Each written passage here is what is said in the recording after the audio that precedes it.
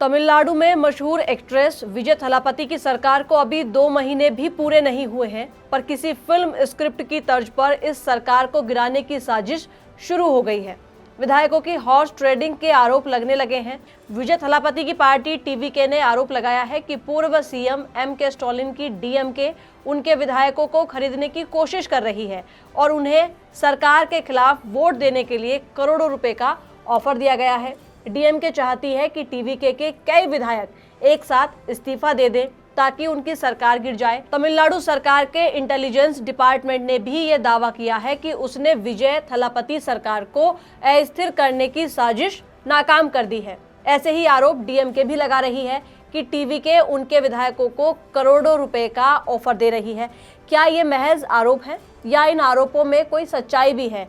क्या वाकई सत्तारूढ़ पार्टी के विधायकों को तोड़कर सरकार गिराने की योजना बनाई जा रही थी या फिर ये राजनीतिक आरोप प्रत्यारोप की नई लड़ाई है? और सबसे बड़ा सवाल ये भी है कि क्या वाकई विजय थलापति की सरकार पर संकट मंडरा रहा है? नमस्कार, मैं हूं अरुणा त्यागी और आप देख रहे हैं न्यूज मैप इंडिया।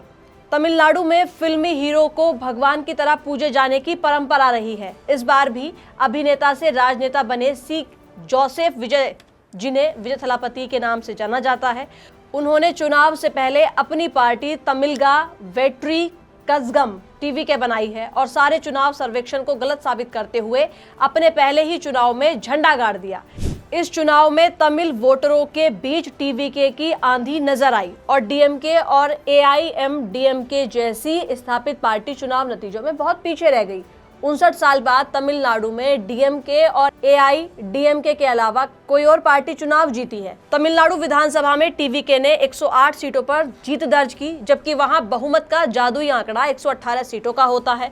पूर्व मुख्यमंत्री एम.के. स्टालिन की पार्टी डीएमके को 59 और कांग्रेस को 5 सीटें मिली। इन दोनों का चुनाव पूर्व गठबंधन का था, जबकि दिवंगत जयललिता की पार्टी एआईएडीएमके ने 47 और बीजेपी ने केवल 1 सीट पर जीत हासिल की थी। मतलब विजय थलापति के पास बहुमत से 10 सीटें कम थी। 118 विधायकों से सरकार बनती, पर उनके केवल 108 विधायक चुनकर आए थे। फिर भी उन्होंने डीएमके की परंपरागत सहयोगी कांग्रेस के 5 विधायकों और एआईएडीएमके के बागी विधायकों की मदद से बहुमत जुटा लिया और 10 मई 2026 को उन्होंने मुख्यमंत्री पद की शपथ ले ली।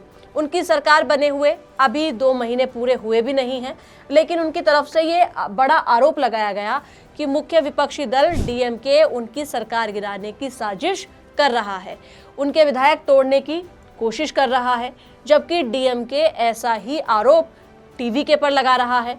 टीवीके के मुताबिक डीएमके ने ये साजिश की थी कि वो टीवीके को 15 विधायकों से एक साथ इस्तीफा दिला दे ताकि विजय थलापति की सरकार संकट में आ जाए। इसके अलावा टीवीके के विधायक डॉक्टर एन इलैया राजा ने आरोप लगाया है कि उन्हें 35 करोड़ रुपए की रिश्वत की पेशकश की गई थी ताकि जब स्पीकर के खिलाफ अविश्वास प्रस्ताव में वोट डाला जाए तो वो विपक्ष के साथ इस प्रस्ताव के पक्ष में वोट डाले और स्पीकर की कुर्सी चली जाए। ये आरोप लगाने के बाद उन्होंने 29 जून को चेन्नई पुलिस में शिकायत भी दर्ज कराई, जिसके मुताबिक उन्हें थिरुनावुक्कुरासु नाम के व्यक्ति ने फोन किया था और खुद को एक सर्वे एजेंसी का प्रमुख बताया था।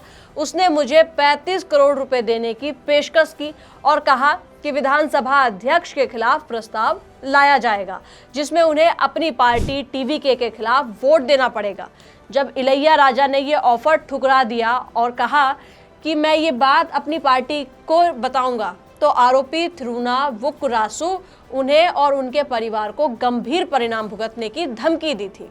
इस शिकायत पर एक्शन लेते हुए पुलिस और खुफिया एजेंसियों ने चेन्नई की एक कंसल्टेंसी फर्म से जुड़े 3 लोगों, जिसमें मुख्य आरोपी थिरुनावुक्कुरासु, नरेश और त्यागराजन को गिरफ्तार किया जा चुके हैं। पुलिस का ये दावा है कि जांच में इन आरोपियों का कनेक्शन डीएमके के वरिष्ठ नेता और विधायक सेंथिल बालाजी से है। नरेश और त्यागराजन को डीएमके का पदाधिकारी भी बताया जा रहा है। पुलिस कह रही है कि इस साजिश में जो और भी लोग शामिल हैं, उनकी पहचान करने के लिए अभी जांच चल रही है। दरअसल सीएम विजय थलापति और डीएमके के सेंथिल बालाजी के बीच काफी समय से विवाद चल रहा है। सेंथिल बालाजी करूर जिले से आते हैं, जहां चुनाव प्रचार के दौरान विजय थलापति की चुनावी रैली के दौरान भगदड़ मच गई थी। तब विजय थलापति ने ये आरोप लगाया था कि इस भगदड़ के पीछे सेंथिल बालाजी जिम्मेदार है और मुझे बदनाम करने के लिए बालाजी ने भगदड़ की साजिश रची है। हालांकि बालाजी ने इन आरोपों को खारिज कर दिया था। अब टीवी के उन पर अपने विधायकों को तोड़ने की साजिश का आरोप लगा रही है। इस गिरफ्तारी से पहले विजय थलापति सरकार के मंत्री सीटी निर्मल कुमार ने ये आरोप लगाया कि इस साजिश में डीएमके सुप्रीमो स्टालिन और एआईएडीएमके प्रमुख के पलानीस्वामी दोनों शामिल हैं और टीवी के कई विधायकों के दल बदल के लिए करोड़ों रुपए के ऑफर किए गए हैं। उन्होंने कहा कि पलानीस्वामी और अन्य लोग गुपचुप तरीकों से सरकार बनाने की कोशिश कर रहे थे। आज हम उसका नतीजा देख रहे हैं। एमके स्टालिन और उदयनिधि के इशारे पर काम करते हुए सेंथिल बालाजी जैसे डीएमके के प्रमुख नेता हमारे कई विधायकों से संपर्क कर रहे हैं।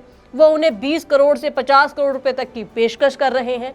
हमारा ऐसा कोई विधायक नहीं बचा जिससे उन्होंने संपर्क ना किया हो।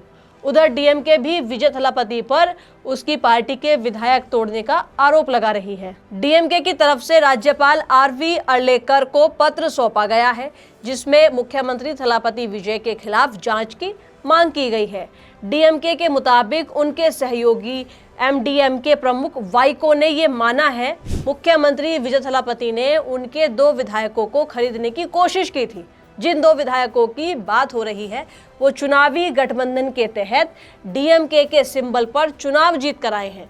तो डीएमके ने आरोप लगाया कि टीवी के सिर्फ सनसनी फैलाने के लिए जांच से जुड़ी जानकारी लीक कर रही है। उन्हें तथ्यों की जानकारी नहीं है और वो मनगढ़ंत कहानी बना रहे हैं। अगर उनके पास पुख्ता सबूत हैं तो वो सेंथिल बालाजी को गिरफ्तार करके दिखाए। तो साफ जाहिर है कि तमिलनाडु में फिल्म स्क्रिप्ट की तर्ज पर आरोप प्रत्यारोप लगाए जा रहे हैं। इनमें कितनी सच्चाई है ये तो जांच के बाद ही पता चल पाएगा।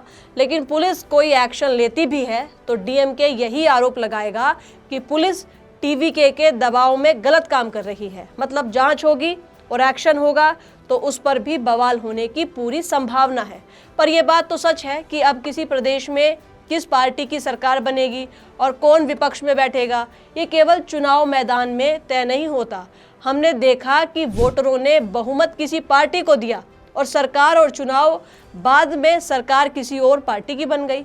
यानी चुनाव के बाद भी खेला होने की पूरी संभावना रहती है। भारतीय राजनीति में ये गिरावट वाकई चिंता की बात है। फिलहाल इतना ही। बहुत बहुत धन्यवाद।